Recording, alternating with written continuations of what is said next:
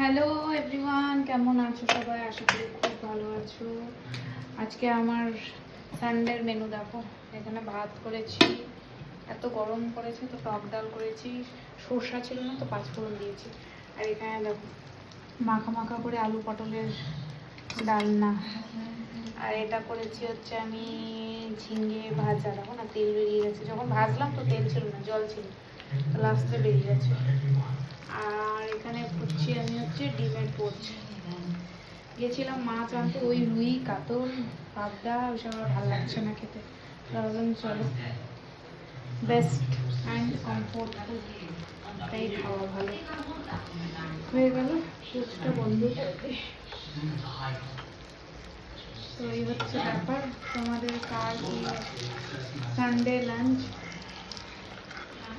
জানাবে? Sunday lunch মানে mutton, কিন্তু আজকে আমি মাটন বানাইনি। তার কারণ হচ্ছে এত গরমে না খাওয়াই ভালো, তাই না? হেলথটা সবার আগে। চিকেন খেলে ঠিক আছে, কিন্তু চিকেনটা তো খুব একটা ভালো লাগে না, তো খাইনি। চলো বাই বাই, টেক কেয়ার।